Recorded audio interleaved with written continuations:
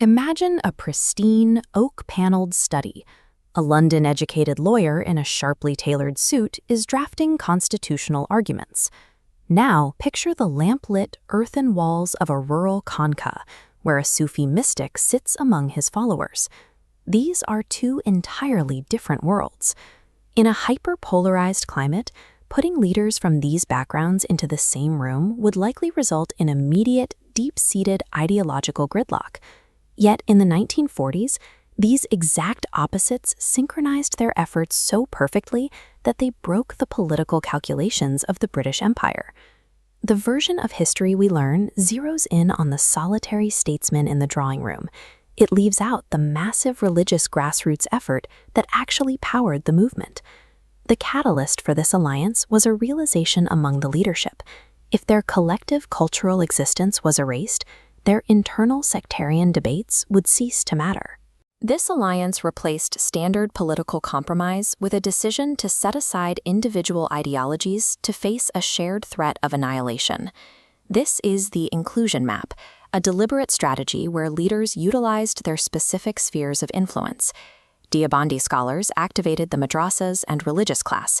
Simultaneously, Barelvi and Sufi leaders triggered a massive mobilization across rural and tribal populations. The ultimate test for this network came in the northwest Frontier province and Sylhet, regions the British and the Congress Party considered impenetrable. In these remote areas, figures like Pir Manki Sharif bypassed standard political rallies. They didn't need to debate manifestos because their followers operated on spiritual devotion, not political persuasion. They delivered a direct message. Casting a vote was no longer a political choice, but a religious duty to secure their collective future. By framing the campaign as a matter of spiritual survival, they secured over 289,000 votes in the frontier. In just days, they produced results that upended the British and Congress's political expectations for the region. But manpower requires logistics, and the movement faced a severe financial crisis. Older, established feudal lords were refusing to fund the campaign out of fear of British retaliation. Then a 23-year-old stepped forward. Raja Mahmudabad personally funded the entire Lucknow session, an amount that in the 1930s could have purchased entire villages. He realized that high-level political messages meant nothing if they couldn't reach individual homes. To bridge that gap, he built the Muslim Students' Federation. This youth force traveled, on bicycles and on foot, to deliver the leadership's message directly to the masses. This youth energy, supported by prided wealth, acted as a circulatory system, pushing the constitutional message from elite drawing rooms into the deepest rural areas. The final layer of this alliance was a functional trust.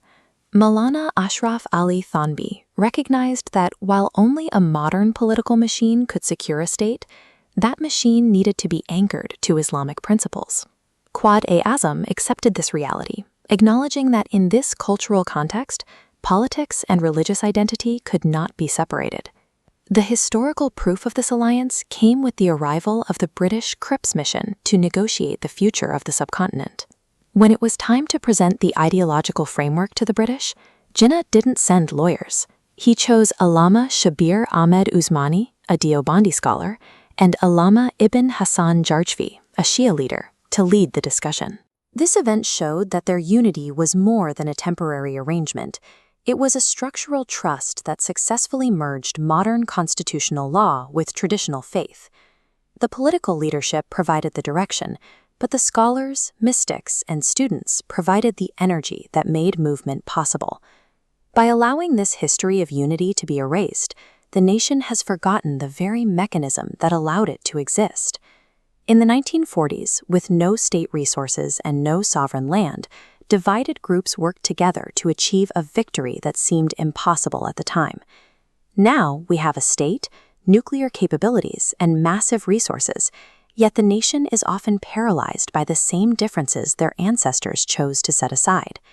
If today's generation can adopt that same collective thinking, the potential of a sovereign state is far greater than what was achieved in the 1940s. History shows exactly what is possible when these divides are bridged.